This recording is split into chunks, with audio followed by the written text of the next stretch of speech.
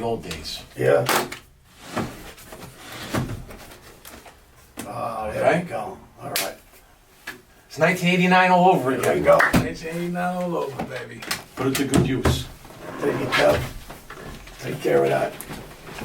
I'm holding my rhyme skill secret. Pray for thanks to the Lord, cause you could take the kid out of Brooklyn, but never cut the umbilical cord.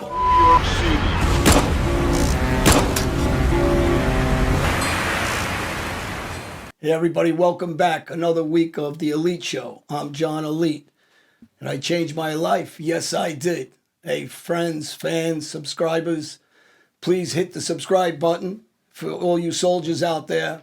Welcome back. Make any comments underneath. Join us. Here's my co-host, Kevin Donaldson. Don't forget, we read all those comments too. And if you put those comments underneath there, one of us will get back to you. But thank you so much for joining us again for this season 3 of the Elite Show. We're back in studio with some of my new friends. We had to come back. We had such a great time the last episode. Of course, we're talking about Frankie Steele Pontillo. How you doing, everybody? Say it for me. Zentero. Like Zorro. I've been screwing up this poor guy's name all night, and enough of it. So I'm just going to let you say it. Kastro Zaytana. So what we're going to do today, today's show is all about mob movies. Everybody loves a good mob movie. Yes. You guys have a very unique perspective because some of these movies, you actually know these people. These movies that are bigger than life. And the fact that it's almost like I'm sitting here talking to living history. We had Lee Rousson in here, and he was in the studio when Malcolm X. He was in the auditorium when Malcolm X was assassinated. Pretty cool, right? Yeah. You guys know these guys. His father was a bodyguard for Malcolm X. Wow. Amazing, right? Yeah. Living history. And you're sitting here with two guys that have living history. So I want to start off this episode by talking about one of my favorite mob movies. I'm going to be totally selfish on this one. I love the movie Goodfellas. Okay. I read the book. I watched the movie. I know the real names. I've read the backstories on all of them. And I'm going to pass this one over to John first. Because in the movie, Robert De Niro plays a character called Jimmy Conway. His real name is Jimmy Burke. Jimmy Burke died in prison in 1996. You knew Jimmy. I knew Jimmy. I knew his family. I was very good friends with his son. And unfortunately, I was the one that brought the bad news over to the Burke family when Frankie got killed at the Black Gate on Crescent. So, we had a lot of history together, friendships, laughs together. Loved the family. His mother, Mickey, was a good woman, his sisters. So, it hits home. It's part of the life that people don't know about. So when they watch a movie, it's not a movie for us. It's a reality. You get into some of the myths versus reality on these movies. Jimmy Burke was a ruthless guy. Was that him?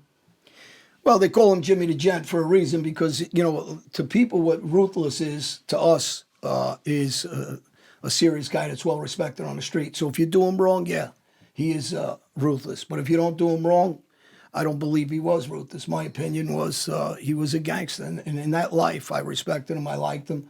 I looked up to him. And, his son was no different than him. He had the same mentality of his father. So I was very close with his son. Like me and Frankie, always joking and laughing. Yeah. Frankie was a guy that liked to joke around a lot and laugh. So that's how I know him. I know him a little different than the public perceives him. You also knew Frankie Burke as well, correct? No, I didn't know Jimmy. I was friends with his daughter, Robin. Daughter Robin? Yeah. Now, yeah, and her mother, Mickey. You know their father is a pretty serious dude. Yeah. You know what they did.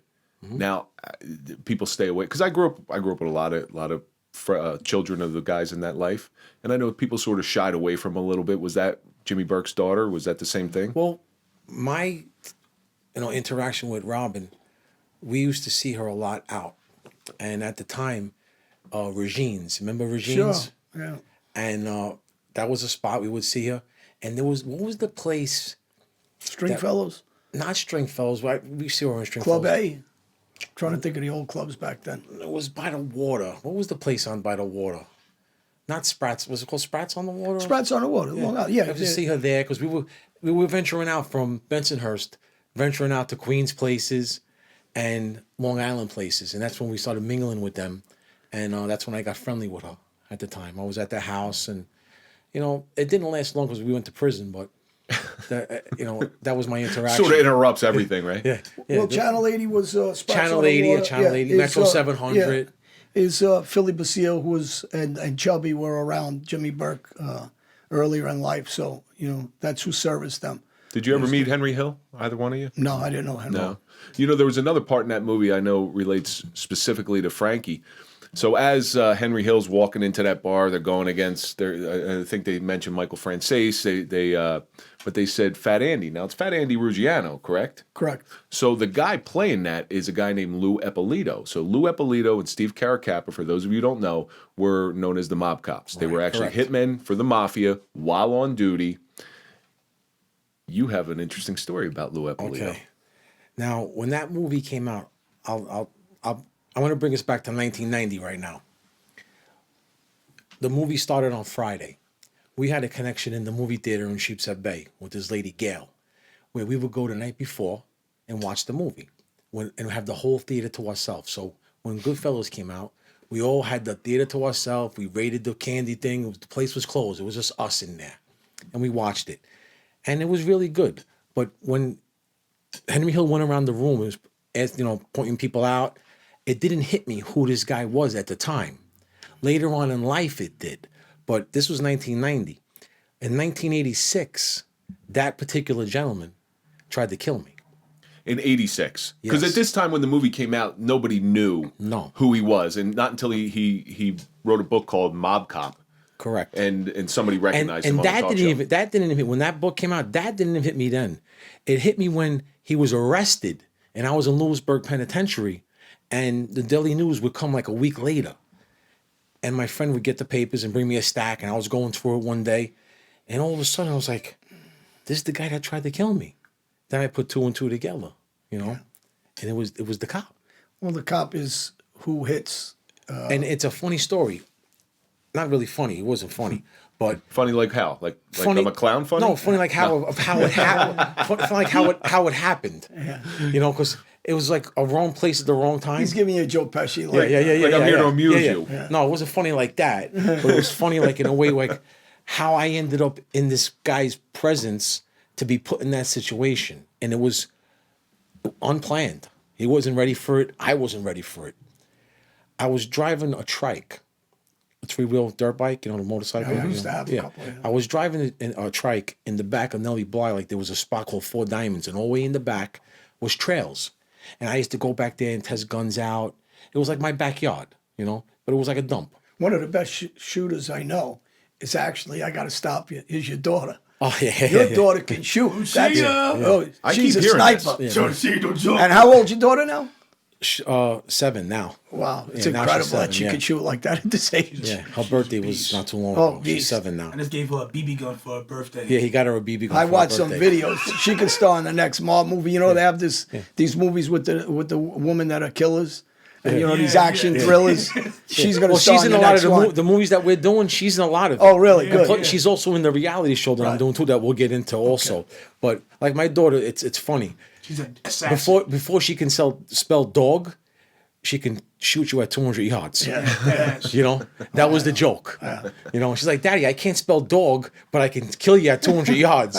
She knows how to gut. She knows how to kill deers, gut deers. Yeah, she killed the deer with a bow and arrow. I saw that. Yeah, with a bow and arrow. Yeah, the video. She's in. Yeah, she was very excited about that. Yeah. And she kind of did a hit too. Yeah. Because I'll tell you how. Indirect hit. I had a kitten that was born in my friend's car at his body shop. And they had a little brother. And we were going to take the brother too. But it wasn't ready to come out yet from the mother. It was still getting the milk. Right. But the little white one we took. I went back to get the brother, and a fox ate him. Oh shit! So now that was it. She wanted the fox dead. So my friend's son, we gave him the contract. And within 4 days, he says, I got him. She goes on the phone, tell him not to touch him till I get there. So now we go there. The fox is dead. Right. You would think it was still alive. She picked it up. She threw it. She took a knife. She stabbed it. She cut him open. She gutted him. And she was, at that time, she was only like maybe a 5 or 4. Wow. Yeah. So she did a Billy Bats. Yeah. on the fox. Just keep she was stabbing. mad. She was mad. The fox ate the other cat that she was going to get. Yeah, she don't play. Yeah. Well, hey, there's a certain skill set that you have, Frankie. Yeah, I that know. You got to pass Some people down. teach their daughter other things. It's in the DNA. It has to be in the DNA. You just got to channel it in the Yeah. right direction, Yeah, right? because there's things that I didn't teach her, but she knows. Yeah. You know, but she's everything to me. Castro, you've seen Goodfellas. Yeah. We've all seen Goodfellas. Oh, I forgot. Back up. Hold on. So now the funny thing, I'm riding the quad, and I'm driving the quad through the weeds, and I'm making my own trail, and all of a sudden the quad was on my back. I fell into a hole with the quad on top of me, with the trike on top of me. So now I'm in this hole, and I'm saying I'm not going to die in this hole. The mouthful's burning my leg. I can't get it out. I'm wedged in a hole backwards with the trike on top of me. I finally get it off me, and I get it out, and now I'm looking around saying, who puts a hole here? Now it's like I'm not registering it yet. So now I'm walking around. I see the shovels, the brand new shovels on the floor. I see the wood that was over the hole. I see some bottles of, they were drinking a soda, I guess, when they were digging the hole. So now I know this is somebody's hole that's going in here. So I'm like, okay, I got to get out of here. I put the wood back over the hole, and I'm trying not to touch it. I don't want my fingerprints on anything. And now I get on the trike, and I'm driving out of the trails. As I'm coming out of the trails, an unmarked police car, Grand Fury, is coming in. And it's got these two guys in it. But they, I know it's a cop car, it's creeping on me. But they're not dressed the way I would think a cop or an undercover cop or an off-duty cop or would be, a plainclothes cop. They're dressed like street guys with slacks, button-down shirt, jewelry, watch. And he's got a badge on the side. So now they go, yo, kid, you all right? You're bleeding. I said, yeah, I fell in somebody's hole back there. He goes, what do you mean a hole? I said, yeah, I fell in a guy's hole. Somebody had a hole and I fell in it. He goes, can you show me? So I says, yeah. So I turned the trike around. I scoot up. The big freaking fat ass of the cop gets on, and now we go. So Lou Eppolito is on the back of your trike. Yeah. He's on the back of my trike, and I'm taking him to the hole. Okay? Not thinking Your hole. it's going to be my hole in 2 seconds, or it's his hole. So now I pull up to the spot, and I get off of it, and I said, here, look, here's the hole. And I picked up the wood, and he goes, you know what? On the way, he was telling me, yeah, we're investigating devil worshippers, and they're doing sacrifices. He goes, so that's why we're back here looking around. So show me where it is. So I'm telling him, like, yeah, I'm driving through the thing. Now I move the wood. I show him where it is. And he's acting a little funny. Like he's not walking over to the hole. So like one corner of my eye, I'm like, here's the shovels. And in one corner of my eye, I see him bend down. When he bends down, he lifts up his leg to pull a gun out of his leg. And I caught the butt of the gun. It was a pistol. I see it. I was like, oh man. I start to run, and all of a sudden the shots start ringing out. Bow, bow. And I'm running into the high cattail grass. And I ran down to the water. I was hiding out under stuff. Finally, like a few hours later, I made it out of there. But I didn't know, what was the extent of this, why this was happening. But I'm not going to say anything because this was almost a bad situation for myself. Now I tell my father about it.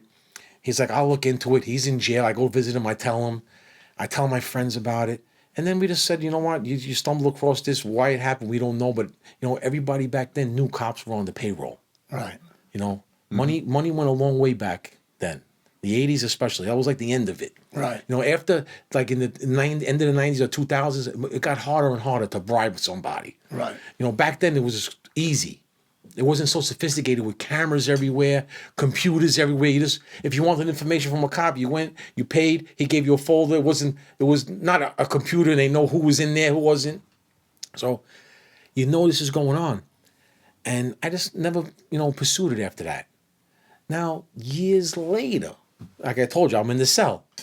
And now I see the mob cop is indicted for being a hitman for the mafia, and it's him. And I told my cellie, Paul, who happens to be on the show with me, the reality show, and I said, this is the guy that tried to kill me. And then I started reading about it. And then years later, I got friendly with some of the detectives who locked them up and got involved with the investigation. And I said, listen, at a barbecue, I said, there was a hole. And it was near a big tree, and I described it to a T, how the wood was. And he got back to me a few weeks later and says, I just want you to know, what you told me at that barbecue, I was speaking to the friend who was investigating it, and he goes, everything you said was right, because they did find somebody. The first name of the guy was Edward. They found him in that particular spot where I described. Right. Right. And this leads into my reality show. I don't know if you want to get it into now, but it's one of the episodes on my reality show, Mobsters vs. Monsters, where I go back to that particular spot where you tried to kill me. No kidding. You're back at the spot where you almost got killed by mob cop. Yeah, exactly. Real shit, too. And it was something on my mind for 30 years, over 30 years. And I was like, let me go back to this spot because now, you could talk to the other side. Equipment that we have now is really high tech, and it's on the frequency where you can speak to people who are dead or listen to them and pick up spirits. And we have a team, this guy Tim and Rob, who have good equipment. And I brought them back there for an episode. We went back to this spot and we put all our gear down and we made contact with my father that night. Wow. Okay? And I'll get into that if you want. It's real quick. You Yeah, want sure. to? Absolutely. Okay. So now we put all the equipment out and I'm like, the spot is creepy. It changed a lot. That tree where I was going to get killed is a giant now, but it's still in the same spot lined up with the building across the Bell Parkway. So I knew right where it was. And again, now we put the equipment out. We have stuff all around. Now it starts hitting. You hear different things coming through the equipment where it's picking up frequencies of words and you hear cop, cop, cop, cop. It's saying it now. So now we're saying, this thing's saying cop? Yeah, it's saying cop. Ed, cop. Ed is the guy who was hit there. Now we're like, everybody's getting freaked out. The cameras guys had to stop. And they says, Frankie, is this bullshit? I'm like, no, this is really happening. We're contacting now. And that night we made so much activity that Rob and Tim, who do this a lot, never been in a spot so active because all the families used this area to bury people back in the day. It was very active. And the different voices that were coming through was like Russian voices, old-time voices. Some were growls. We're picking all this up. One growl that came through was, we asked, John from Philly said, do you know anybody present here? And now you wait a little bit, all of a sudden you hear, like a growl. So now that's the growl alone is making your hair stand up. Right. Okay?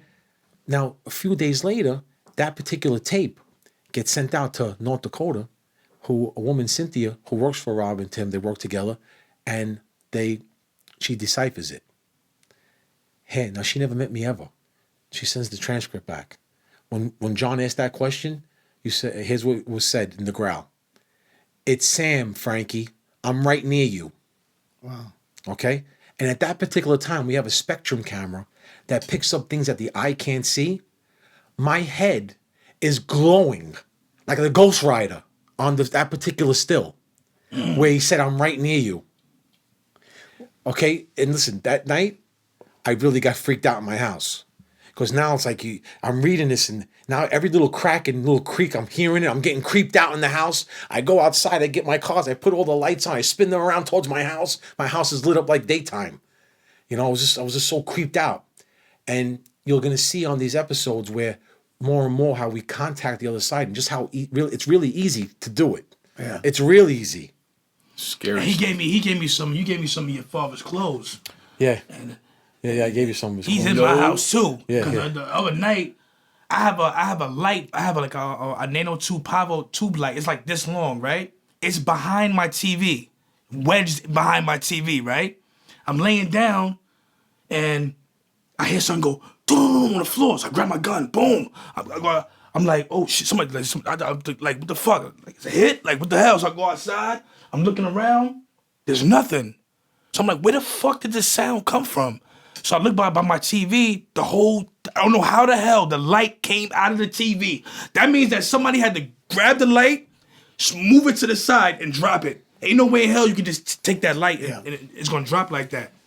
But ever since you gave me some of your father's clothes, it's been weird shit going on in my house. Listen. But No, thank you.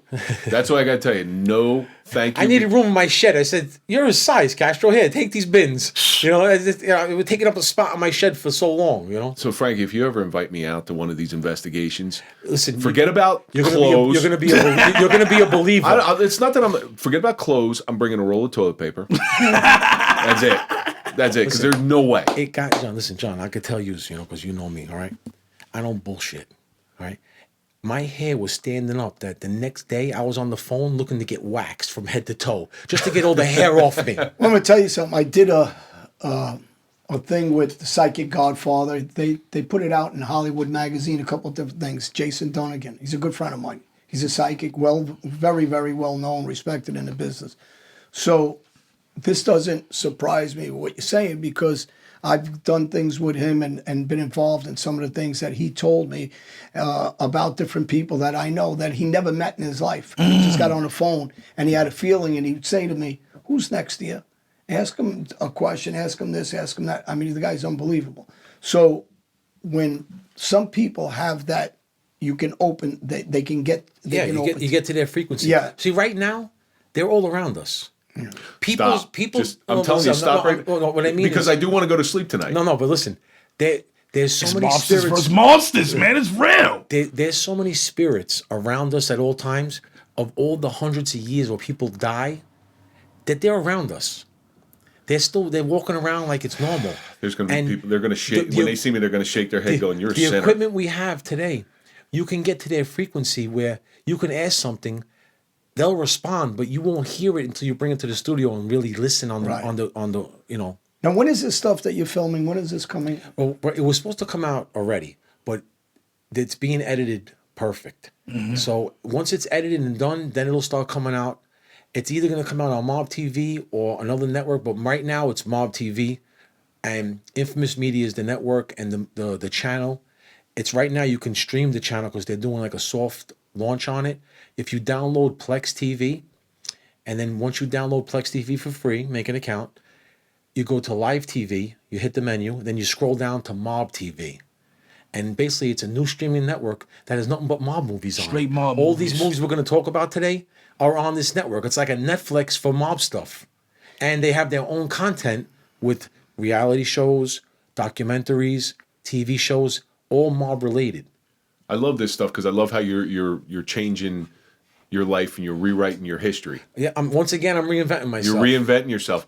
Let's get on to the next movie. This is one of my all-time favorite mob movies, and it's not really a mob movie. It's more Well, like let's get back to to Goodfellas. As far as Goodfellas, out of all the mob movies ever made, Goodfellas is the only one that's most compatible to what the life was. So if we were to say real versus bullshit, Real. Well, it's real. You have the cops that were involved in killing Bobby Borriello. They set him up in front of his house where he gets killed. They killed Eddie Leno, who was also involved. These are guys. That's real guys, but I'm talking about as far as the movie. Well, that's what I'm saying. It's the the guys most that are depicted. real as far as how the life was on the street. It's not like The Godfather. A lot of people would love it to be like that. Was it ever like that? I don't think so. Yeah. well, there's pieces out of the, and we'll get to the Godfather. In There's just a second. certain things There's that's real. pieces, Yeah. But I'm talking about as far in a whole. Yeah, I get it. It's glamorized. It's not that romantic. No, it's not that romantic. It's nothing like that. It's more, Goodfellas. It's more like even like The Sopranos. Like that came out while I was in prison, so I watched it a little bit in reruns and stuff, and I got to like it a little bit. And it's like the crew, the everyday, get together, you eat together, you hang out together, you're trying to earn together. That's what it's like. Yeah. Well, the so camaraderie. Let's is get there. to The Sopranos. Okay, that's a great thing to talk about. And I know it's not really a movie, but it was one of the more popular mob shows out there. Now, from my perspective as a police officer, I got to work some of the sets for The Sopranos, so I got to see how they were making it. It's the most boring thing ever to sit there and watch, but that's loosely based on the DeCavalcanti family of New Jersey. Right. So you guys had some run-ins with them, correct? I was friends and lived with them. Lived next door to Riggy's son-in-law, Sean. Well, John Riggy, he was in prison with me. I was, in the same prison. I was in Cumberland, Maryland. Okay. And he was a big guy. He lost a lot of weight. He was a speed walker. This guy on the yard. Yeah, he can walk. That's right. The speed that this guy was walking, a jogger can't even keep up with him. Yeah. I mean, I never seen an individual speed walk the way this guy did. The speed, it was just incredible for this old man. But then at the chow hall, he had everybody that you can imagine bringing him his dessert. He would eat Jell-O. The little cups of Jell-O would be in the thing. It would be this high at his table. I never seen a guy eat this much sugar and walk this fast. What I Maybe like, that's why he's walking so fast. I never seen. Maybe. How do you not get a diabetic blowout? You know. what I always liked about The Soprano is it humanized the boss. He has his real problems because we talk about this stuff here with PTS, and I do want to put this out too. It's PTS. It's not PTSD because if you got it, there's nothing wrong with you. A disorder is something you're born with. This is a brain injury from things that have happened. Or a serious event. A serious event. A shocking event. Shocking event. Of a I'm serious sure in event. times maybe you didn't seek therapy. I know, John, you go to therapy. I'm a very big advocate of therapy. I don't know, Frankie, if you ever went to therapy. I didn't. I self-therapied. You deal with it in different ways. You're right. And you try to just deal with your life. We seen things in this life that the average human really never gets to see in real life. Right. And some of it, when you see it so much, it desensitizes you. So you turn to becomes the norm. Yeah. Becomes the norm. Which is actually unhealthy because it is. eventually it's going to come out. It's going to come out in some really unhealthy ways. But while you guys were in the life, if you ever knew one of your associates or a member of that family went to therapy, what would happen? He would be chased. Yeah. You couldn't get involved with, the thing about The Sopranos is I had some friends that actually played in The Sopranos, so they played different parts. Yeah, in me it. too. Me too. But New York Joe. You know New York Joe? No, I don't know. Yeah, he was in a lot of episodes. My of friend that. Richie Blue Eyes, who I'm still in touch with, he played in, and he played the Godfather. He played a couple of these movies. But I didn't think The Sopranos, if you talk about realistic, some parts of it were realistic, but a majority of the everyday actions of the rules and regulations of our life didn't really exist in The Sopranos. And I'll give you an example of that. If Tony walked into a restaurant, these guys are sitting at a table, they don't go over to him. You got to go to the boss. The boss doesn't come to you. And so just little things that they depict. But you know what is, you can get away with that almost to an extent with the outskirt families. Yeah. But if you were to do that in the hub of the five, you would you have a problem. Well, I see that with cop movies. So I'm able to watch a cop movie and pick out in 2 seconds whether that director or that producer did their research. 2 things, real simple. Number one, you'll see tons of movies, the cops will pull out their gun and their finger will be on the trigger. Yeah. You never put your finger on the trigger unless you're ready to fire, because it's called sympathetic trigger. If I'm itching my nose, this other finger is going to go like this. The second one is a 911 call. You'll see the dispatcher pick up, says 911. If you itch your nose, this goes like this? It's called sympathetic trigger. Yeah. So another one is 911 calls where they'll pick up the phone and they'll say, 911, what is your emergency? Never, ever, ever, ever. You say that, you're going to be taken off of that 911 switchboard because you got to get certifications. It's 911, where's your emergency? And there's small little things that normal people wouldn't see. And just with The Sopranos, these little things that you're pointing out right here are pivotal to those producers and directors doing their research. Right. But I do have a funny Sopranos story. So the girl who played Ginny Sacks, Johnny Sacks' wife, big girl, right? Her name was Denise Barrino. She actually lived in, the poor girl died of cancer, but she actually lived in the town I worked in. I knew her brother real well, but she's the one who waited in line and got the part over 1,000 people. So the first season, she shows up and they put a fat suit on her because she was a big girl, but she wasn't that big. And the PAs would always just jiggle her fat suit. Well, second season shows up and she gained a little weight.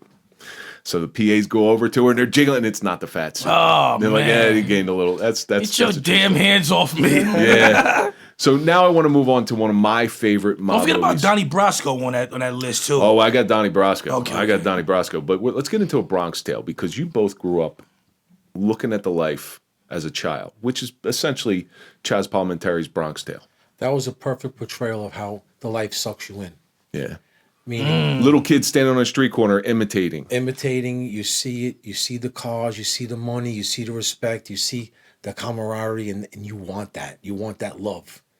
And that's what lures you in. Like in my neighborhood of Bensonhurst, you see that and you want to be like that. And out of all the mob movies, that movie, it shows it the best, I think, as far as of a kid's point of view. More than Goodfellas? Different. Different. You're talking This about is- young kids singing this. Okay. Not so much. This is recruiting you into that life, into liking that life. right. What you're seeing not, as a young not so kid. much Okay. Lilo, but the other kids around them. You Right. see how you get sucked in. Yeah. You want to keep proving yourself to them to, Yeah. want you to accept you, to bring you in, to school you, to take you under the wing. Right. So that the Bronx Tale was definitely a good portrayal of that aspect of it, of what sucks people in. And I know I've And listened I to love how they put the Even black and Goodfellas, white thing even too in there. I Goodfellas like with how Henry he Hill. liked the But black girl. I think Bronx Tale. And how the gang didn't really like they shunned him away from that, but he still stayed true to that. I love that about Bronx Tale too. From a black perspective, looking at a movie like that, I really like that part about that. Like how they mix that in there together. You know what I mean? Well, you said something once to me, John, where that life that kids aren't stupid. Like they can pick that stuff up. Like who a serious guy is, right? You said that to me once. Yeah. They're very intuitive as far as that. They don't know exactly why this is a man of respect, but they know how to pick that up. Is that correct? Yeah, I mean, there's a charisma about a street guy. I mean, you said it earlier when you walk in. You could tell somebody that's been around the block just by the way their actions, the way they talk, the way they move. If they talk too much, you don't take them as serious. You're not bragging about the things that you did out there. You're tight-lipped. Some of the guys you stay with, you'll see if a guy's staying with very weak guys, you know that you're not going to have the same respect from. So, there's little telltales that you're going to see. Same in jail, the way we walk around. Who's your company is a big thing of understanding who that guy is. The serious guys find the serious guys. The drug addicts find the drug addicts. The athletes find it. The bed bugs, the crazy ones find it. It's like you give it a little time, they all find each other. The big question I have for both of you is: it better to be loved or feared? That was the best For part me- in goddamn movie. Go ahead. For me, I'd have to say feared because there is no love in that life. So if anybody believes somebody loves you in that life, it's only for what you can do for them or what you can give them. You're not talking about a normal situation, a father's love for his daughter. So that's real love. So when someone tells us, or anybody that's involved in the street, is this life going to come before your family? Whose life's never going to come before your family? So that's the life starts off with a lie. So I don't believe in the love in that life. I just believe in the fear in that life. What about in your personal life? If you had a choice, obviously take your kids out of the equation because you're going to love them no matter what. But in your personal life, especially being removed as long as you have from that life, better to be loved or feared? I'd rather say loved, but again, people even in the real world take advantage of kindness. Yes, they do. And I've learned some things over the years of being around some serious gangsters. Some of them keep people needing them, and I didn't like that. I used to try to be very generous to my guys, and yet, as soon as I got jammed up, those same guys that was generous didn't reciprocate. Instead, they try to press their foot on my neck when I was jammed up and in prisons. So I don't think it exists in the real world either. As much as I want it to, I think there's some good-hearted people out there. You just got to seek them and be very, very choosy of who you're gonna open up to, because you can't open up like that. And I think that's why that saying is, when you look at your hand, you'd be lucky through life to have 5 real friends. Especially at our age now. Yeah. Even it's a miracle we made it to this age, with all the craziness. But in my opinion of it, I like a little of both, and I'll tell you why. I was always the underdog. From my mother died, my father went to prison. I had to make it on my own. So you become where you're feared, you're taken serious, but you're a lovable, likable guy. Like even till this day, I know there's guys that miss me still. Yeah. Even with everything that went through, everything that went down, they deep down, they miss me. Well, I'm going to tell you why. They miss you because of this, and we're friends for a long time. Yeah. You're very personable. You're very funny. You got a good personality. So you're fun to be around. Some guys don't want to be around other guys. They'll see a guy and say, he's a jerk off, he's boring, he's this. That's not your personality. You're always on the move somewhere. So you're always very pleasurable to be around, one way or another, whether it's to laugh, whether it's to hustle, but you always have some, things that draw people to you. I hear you. I get that, but I'm a likable guy. Okay, I'm a likable guy. But when it's time to get serious, the ones who know me knows. It's the serious time, and so I have. It's like having the best of both worlds, rather than just one. That's a tough one, Kastro. What do you think? Better be loved or feared? I don't know what it feels like for people to fear me. So I can't really answer fear. Well, keep getting tattoos on your face. I'll fear you. No. Because that's a tough bastard to get a tattoo on her face. The tattoo is just the wrath of God. You heard? Just, you know what I mean? Just like whatever. But I'd rather be appreciated. You know? Be a priority. Yeah, just appreciate. If I do something nice for you and I look out for you, you know, don't forget it. And when I say no one day, don't get mad. Because sometimes people get mad real fast and they forget about all the good shit that you did for them. We got to remember idealism. That's true. You know what I'm saying? Idealism They goes out the forget. window when you've experienced everything that you guys experienced. The idealistic version of you always says, "I want to be loved." Of course, everybody wants to be loved, but you guys know the reality. That's the hard part. Cause I think because when somebody fears you, when I was in prison and I was in the life, right? When I noticed that because of who I was and the numbers that we had in the house, the sheep all around us, they would just like show me mad respect. And like, Was it real though? It wasn't real. It was fake. Right. I could just walk in your cell and be like, yo, let me hold this real quick. Okay, whatever. But if I was a sheep, like, or regular, and I did that, yo, bro, what are you doing, bro? Like, you know? Right. So it was just like, fear, I ain't gonna front, fear is what basically run this shit, man. If the people that got people scared of them, they running this shit. I have a feeling that question's going to be asked for a very long time. 2 movies were made about people who you were very, very closely associated with, both of you guys, because where you grew up and who you worked for. And that's both Gotti movies. So one Gotti movie was made with Armand Assante. The other Gotti movie was made with John Travolta. 2 vastly different movies, in my opinion. Well, listen. One was good, one was bad. No. Hands down, in my opinion, I don't want to, piss anybody off, but Armand Assante, he played the better Gotti. He said... the better Gotti. He said, Paul Castellano, best line in it, squeezes a quarter till the eagle screams. And I use that line to this day. I'll never forget it. I like John Travolta. I think that was a rushed movie. The way it was done, I think it was really rushed. And There's 17 different directors on that. It was just something about the movie. And again, when I watch a movie, it's different now because when I learned how to write screenplays, it opened my eyes up to looking at a movie differently now. So I see things that a normal person watching it doesn't anymore. And that particular one, it just felt off. I knew a couple of guys in the movie also. A couple of guys who played Sammy in the movie. I know him. And the guy Willie, Willie? Yeah. And I'm trying to think of who played Sammy in that. Willie DeMeo. Oh, I know he is. Yes, I know he is. And I love John Travolta because I grew up with him. Welcome Back, Kotter. Who didn't, Grease. But here's the difference. Here's the difference. Why? Mata Santi's mother was from Ozone Park, for you guys to know. Oh, I didn't know that. His nephews are very good friends. His one nephew was very good friends with my brother-in-law. The other nephew was friends with me and worked with me. And I was friends with both brothers. Actually, the one that Mark is closer to all of us. He's a streety kid. He got involved in movie business. He's a comedian, nice guy. But Aman was hooked up and knew the Gottis personally. He's from the neighborhood.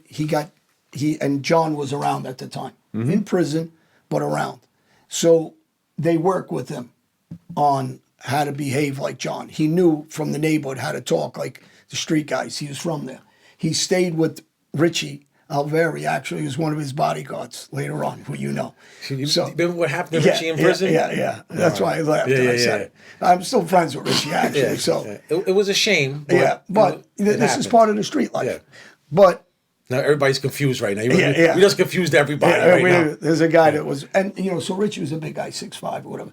But so the problem is, the situation is John Travolta isn't a street guy. He's a Hollywood guy. He's good to play a dance part like he did in Saturday Night Fever and the other one he played in. Great actor, this and that. But it's very hard to make that transition to a street guy when Aman Asante understands it already. It's a shame, too, because he's from Englewood, New Jersey. Yeah, well, you don't have to teach Aman. He's not in the hub. He's not in the hub. And he had direct contact actually with Vicky first. Well, So- down the line in that movie, you had Anthony Quinn playing Anila Del Croce. Well, Anthony Quinn also had dinners with us. He used to Yeah. come to Denoise. He was friends with He Gotti. played a good part. So He I did. was. We were in Anthony Quinn's company He because was John's on John's friendly with him. trial. On John's trial, he would be in the audience. Yeah. Anthony. Yeah. No kidding. Yeah, Anthony stayed. He was around. We stayed. You see, John's trial. He had Judge Glasser. After his trial, and he went. Judge Glasser was my judge, and that was the next big trial after that. The Colombo Wars with Judge Glasser. No kidding. Yeah, No kidding. I But respect that judge. too. you watch Anthony Quinn and he plays that part very well because you take him very seriously, and it's even how he reacts to Armand Asante, it's a good role for him. You got to remember, Anthony Quinn played in Revenge. He played in Zorba. He's Anthony Quinn, is an unbelievable actor. That's acting Yeah. royalty right there. Yeah, it Anthony is. Quinn was royalty in the acting. But he was a streety guy. Yes. He's not Really. a soft guy. And he would come and he'd be at Denoise, and John would be there. We would be sitting with him. Very, really good guy, Anthony Quinn. He brought his family. I believe it was his son and his son's girlfriend at the time. They came a couple of times. But I think that's why he has the edge. These guys have an edge on these shows. Now let's get to the mother of all mob movies because we're going to run out of time. Got to talk about The Godfather. Got to talk about The Godfather. All right. So here's the truth I know about The Godfather. The wedding scene, the opening scene was Joe Bonanno Jr.'s wedding. That's how it was. And then you had Hyman Roth in Godfather 2. That's Meyer Lansky. Little things like that. I know they added in there and they did some research. So tell me your thoughts on the Godfather movies. The Godfather. Go ahead. You go first. It's basically, again, The Godfather was more a version of mob life, cosa nostra, mafia stuff, in a romantic way. Yeah, and the myth of the A mob. mythical, romantic, and again, Gianni Russo, you know him, right? Yeah. Okay. I got to meet him, 30 years ago. We were in a movie together. Hollywood Godfather, great book. Yeah, we were in Carlo. we were in Alpha Justice, Steven Seagal movie. Yep. In 30 something years ago, and I got to be on set with him, and That's right. I forgot he was in that movie. yeah, he was in that movie, and I got to meet him and talk with him for the 2 weeks that I was there every day, and again, I told him, I'm a fan of yours, The Godfather, I liked it, because then you really didn't. Know about what the life really, the treachery, Right. over there was still romantic, You in your mind back then when you were a kid, you see that movie, you think that's how it was back in the day. It really was never like that. No. Well, But it was a good movie. I gotta say, it was really, Francis Ford Coppola. Well, I think they destroyed it in part 3. Well, they had to keep it going. That was horrible. People don't realize Gianni Russo got that job to appease Joe Colombo because Gianni Russo was an errand boy for Frank Costello. Right? He was selling cigarettes and then he goes and gets polio and he's sleeping with Marilyn Monroe. This guy's had some life. But when they started filming The Godfather, Joe Colombo with the Italian American Club, right? Yeah. Right? Yeah. Mm-hmm. He wouldn't allow it to be filmed unless Gianni Russo was actually up for the part for Michael. Yeah. That I know. But that's pretty cool. And he tells a lot of this stuff now. But that book, Hollywood Godfather, is fantastic. Well, again, I look at the YouTube channel with interviews that he's on, because he's on a lot of different interviews. Yeah. And you hear some of the stories. You're like, oh, this guy was around, he's a lot of serious things. What's true, what's not true, you don't know. But listen, I don't knock nobody. But the interaction that I had with him personally on one-on-one, he was a nice guy, for the 2 weeks that I was there in California with him. Did you get the feeling that he was a street guy? Well, you could see that he was around people at one point. Yeah. You could see this because I can spot that out because I'm from there. Mm-hmm. So I know who's who before they know who's who. You know what I mean? I could spot it out. Yeah. You guys are going to kill everybody by saying Godfather is more fake than real. You understand that? Well, it's not that it's fake. Well, it's the myth of the romance truth. It's the truth. of the mob It's that the people, truth.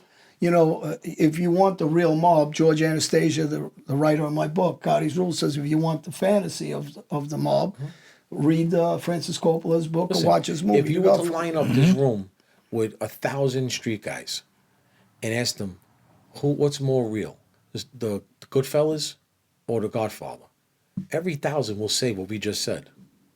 From that point of view, I can see the it. rest of the people who watch Listen, it and are fans of it, they'll get sick about that. But You watch Departed. it is what it is. Departed, Sure. right? Yeah. Great movie. I mean, it's depicted the thing, but it's a movie. It's Yeah. But if you watch State of Grace, Sean Penn, and you watch The Irish Westies, I thought it was pretty realistic. A lot of it with Ed Harris and everybody. I mean, some of it's exaggerated to another point.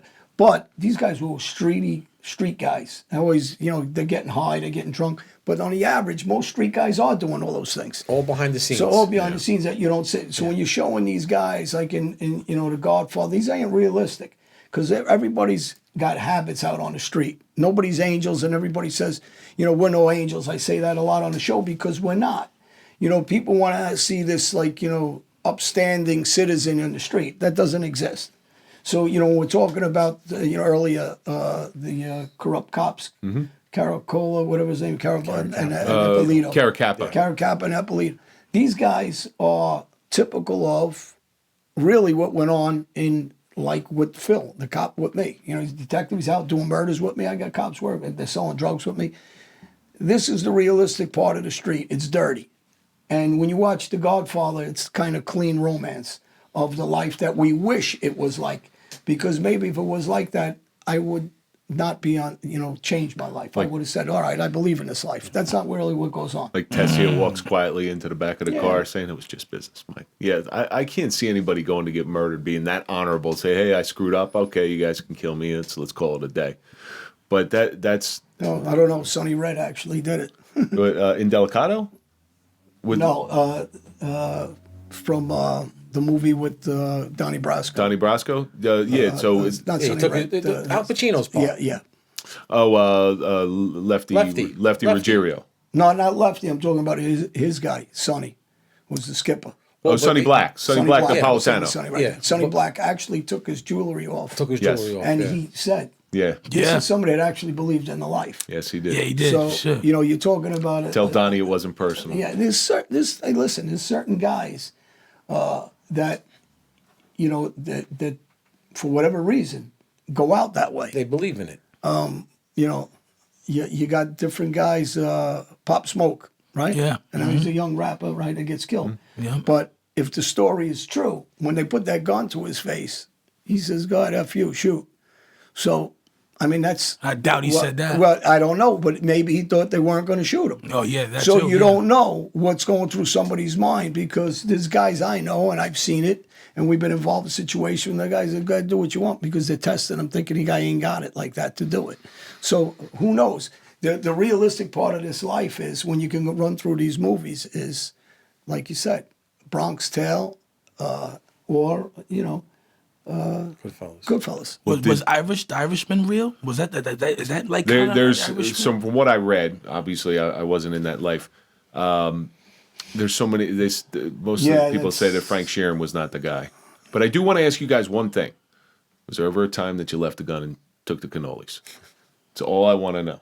That's all I want. No. But Frank, you're doing some stuff now that's kind of along these same lines, and that's why we wanted you to come in here and talk about mob movies with us, because you and Kastro are now making our own mob movie. your own mob movie. But with a twist. With a twist.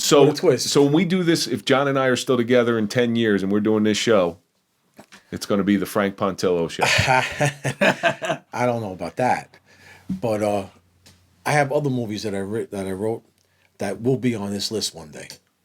I just need to get my main show done. Let them know how serious I am and what we can do together. He sharpens me up, so so we do it all. We film, we edit, we do color correcting, we sound, we make the music, we do the soundtrack, we pick the locations, we do the special effects. Can you make me look handsome? It's what? And that's just me and him Like together. a superstar in the movie. What? It's a one-stop shop with us. And by the way, you mentioned Sonny Delicato. His son is Bruno. Bruno, he's married. Married Kathy Burke. To Correct. go back to Goodfellas for the people that don't. And who was a tough guy, Bruno. Bruno. From what I've read about Bruno, he wasn't like he was in the show. He was a serious dude. No, very serious, always in good shape, and You know, he was a throwback of the old guys. Of the old gangsters. way, I yeah. couldn't remember who he married. And I did read that. I couldn't remember who he married. I mean, most of these guys, you have Cookie that married Robert Angles, you know, lived in my family's basement. And Cookie was the wife bride of that to Tommy DeSimone, Joe Pesci. No kidding. So these are the guys from our neighborhood. One of the guys is Anthony Stabile. Not Cookie that owns the bar. Anthony Stabile. No, that's Yeah, she died. Yeah, Buscemi. Yeah, she died, yeah. But she was also married to Santos, an ex-cop that was involved with Jimmy Burke in setting up that heist. Right. So they're all connected into this. And Anthony Ruggiano, Fat Andy, he picked up a lot of that jewelry and moved it for them. Listen, I remember when I was a kid. Our neighborhood, that's our neighborhood. That's Tractor not, trailers were pulling in front of my house. Yeah. Things were getting loaded off into the street. They must have hijacked Kennedy Airport was a trailer of, remember the air hockeys? We grew up, everybody grew up playing Little League, going to Youth League, and then going to the airport and heisting trucks. All And of I us. remember as a kid, the trucks pulling up, That was our piggy bank. dropping off those air hockey machines, Yeah. purple bicycles. Every kid had a purple, $20, you had a brand new bike. Everybody had the same purple bicycle. We were too stupid then, and Anthony Rouge, we talked about this, I believe, in the Greco brothers, they stayed with the Ruggianos at the time, they were jockeys. We robbed a tractor trailer at the airport of wigs. We had no idea. We thought they weren't worth anything. This is how stupid we were back then. That's one of the biggest scores you can get, and we didn't know it. Wigs? Yeah, wigs. And razor blades. Yeah, razor blades too. That's Yeah. the biggest Yeah, one. yeah, The biggest yeah. one. Huge. It reminds me of that scene in My Blue Heaven when Steve Martin, they hijacked a truck of Oh yeah, what's water his name? jugs. Morales was in that with him. What was his name? It was Vinny. No, the co-star Morales, Rick Moranis. Rick Moranis. Rick Moranis was the agent. Yeah, They stole the water The water jugs, jugs, and and they made a fundraiser. Fundraiser. But they did build the field for the kids. That's right. Yeah. But that's kind of what you are. You're like the Vinny, except you know, it's not Steve Martin. Always well dressed, have to be tailored and everything, make me look bad. He always had the movie star quality, like you know, like Guy, man, I'm the telling you, looks man. killing I can't me. wait I to look bad on a good day next to an ugly Like on person. And you Sunday- put him next to this Listen, guy, Saturday night you could see him one way, all right. right? Sunday morning at 7 a.m. shopping, he's in the vegetable aisle, decked out again, like he's going out.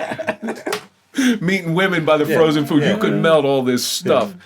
So talk to me about this mob movie you're making. Okay, this mob movie, it's a creation where we had no script. We got together, me, him, and this other guy, Tejano Escobar, and we said, you know what? We've been on enough movies because I have a sad card. I've been in a lot of movies. I've been on big budget movies and I've been on low budget movies. The most biggest one I've been on was with the director was Ben Stiller, and I worked with Benicio del Toro, and it was a 7-part series called Escape at Dannemora. That movie I was on the longest out of all the movies I've been in. It was 47 days I was on that set, and I learned a lot. So between everything I learned in the last decade, things I knew from the music world before prison, things I learned in prison with the screenwriting, brought me to this point now where I see how it's done. I could do it. What's the movie with Robert De Niro, Billy Crystal, the mob movie? Analyze this. Analyze this and analyze that. Yeah. You put a little of that in the movie, Well, yeah. and actually that's some good humor. And For our last episode, you talked about the prison scene where you're getting all that stuff in there and everybody shitting their pants because of all the juice. Like, I want production credits on that. It was No, a funny listen. time. As they talking about all that shit, man, in my mind, I'm like, we're gonna do a dope ass movie about all the gangsters when they got locked up and they living with each other in the house. Yeah, Like it's a fun. It would be a funny movie, but Funny. it would be serious. Yeah. But if you take everything that I've been through in this type of genre and this type of work, it brought me to where I am now, where I created a reality show with a passion that I have for paranormal. That this was 30 years in the making, and I also now are making my own type of mob movie with a little twist because I have other movies that are serious that can make this list, but I'm not at that point where I can make those. You need a big budget to do it. But what I could do now with the music industry and the hip hop urban mob twist, that's what I'm doing now. And you've seen the trailer. Yes, And- very impressive. And that was done with just friends, an idea, and us. friends and a lot of guns. A lot. we were just recently at Anthony Russo's birthday party, right? Yeah. and I don't know how many of us, 10 or 12 of us. There was a or lot of us something there that night, yeah. If you just record some of the conversations and funny shit that we, Yeah. it's funny. Yeah. Because, and especially you guys all really, a lot of those guys a lot more than I do since growing up. This is more Brooklyn guys. But you guys just breaking balls and talking, and people hear that, they will laugh their ass off. What's good too, like, see my reality show, Mobsters vs. Monsters?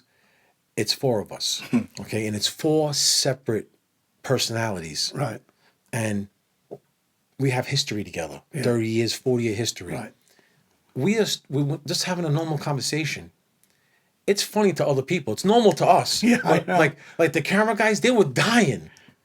They were actually How dying. about all the waiters at the restaurant? Because I knew Yeah, some of the waiters, they dying. were like dying when they were. They were You dying. guys talking before we started recording, I'm laughing. Like I'm legitimately laughing. Even during the last time you were in here, I'm legitimately laughing at some of the stuff you're saying. And you guys are just talking. You're just reliving old memories. Well, I tell you. I got used to it though, cause I see how he talks to his friends and how they talk to each other and shit. I just, from a person like if somebody that don't know and see how how they talk, they talk about like death like it's like a fucking.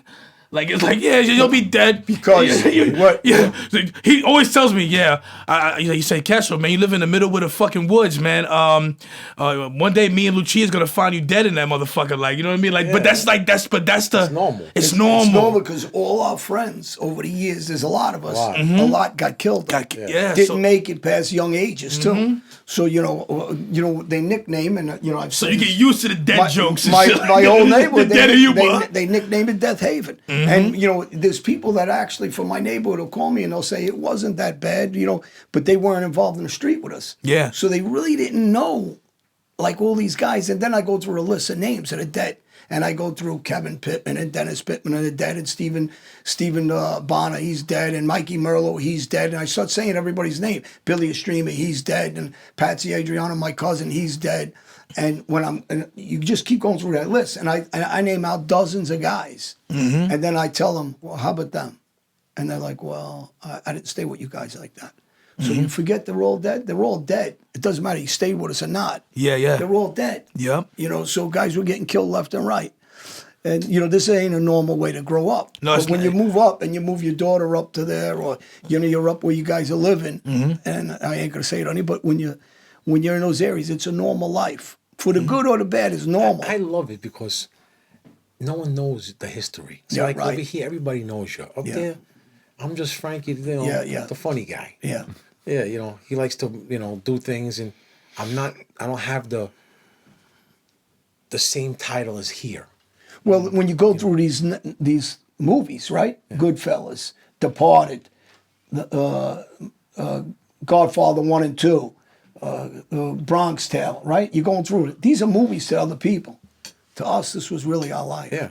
And it's unfortunate for us. And that's why sometimes when you lighten it up with the comedy, analyze this and analyze that, we get some dry humor out of murder, out of a terrible life, out of jail, out of suffering.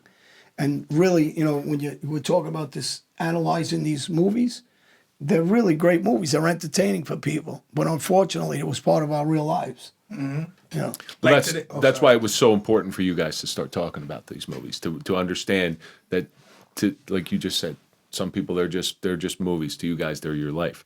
Where can we find both you gentlemen on? You got your Instagram, Facebook. What do you got? Again, I have Instagram, Mobsters vs. Monsters. Follow. You could keep up to date what we're doing.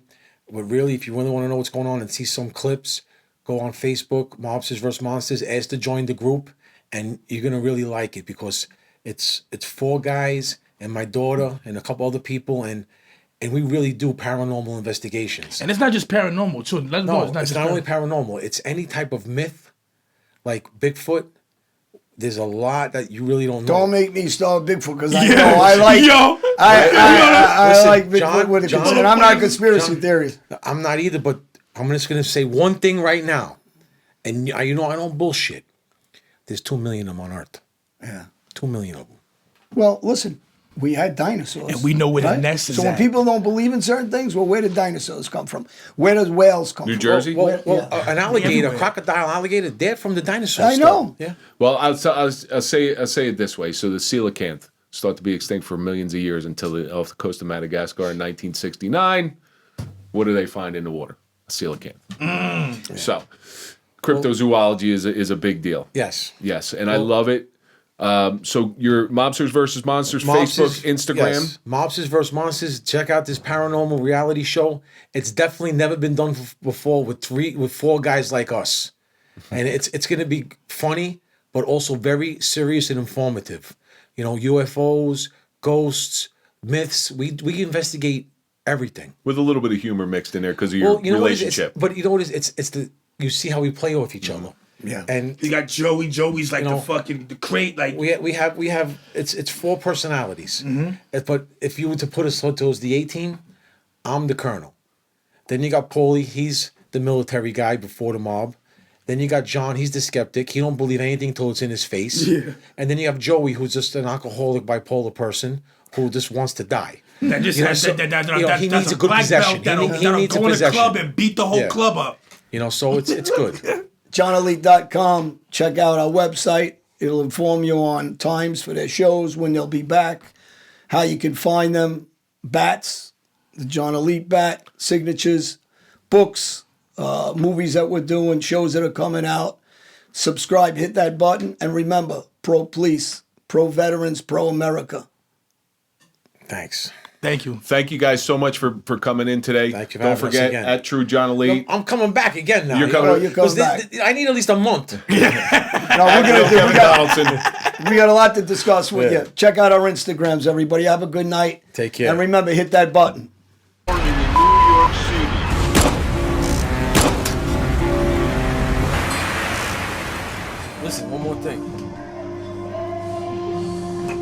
Maybe we're dead 1,000 years before the devil knows we're dead. Cheers to that. Sounds good.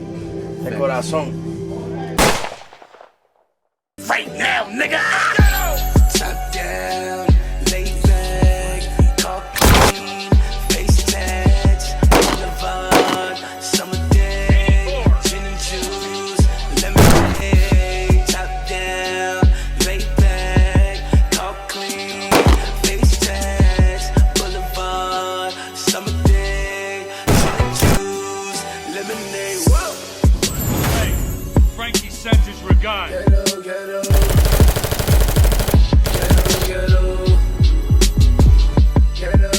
I'm cruising down the block in my ghetto. Cruising down the block in my ghetto. Cruising down the block in my ghetto.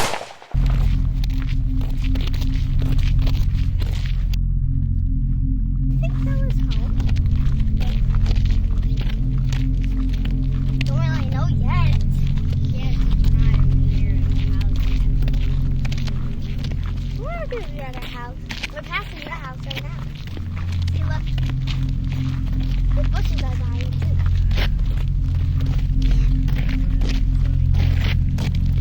So when are we gonna go to Bella's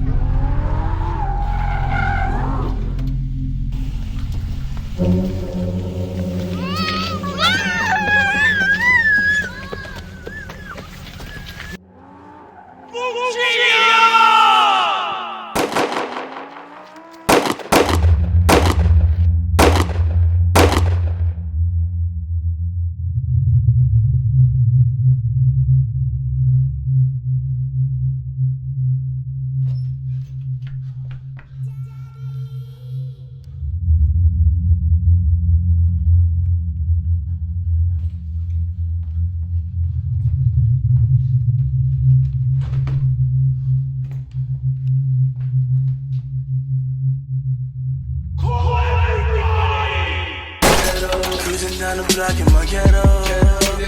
Cruising down the block in my ghetto. Cruising down the block in my 6'4". Popping the switch, watching the bitch. Cruising down the block in my 6'4". Popping the switch, watching the bitch. Rapping dip, honey dip, freaking. I'm loading my rhyme skill secret. Pray for thanks to the Lord, cause you could take the kid out of Brooklyn, but never cut the umbilical cord. Top down, lay back, talk clean, face tats, boulevard, summer day, gin and juice, lemonade. Top down, lay back, talk clean, face tats. juice, lemonade. Whoa.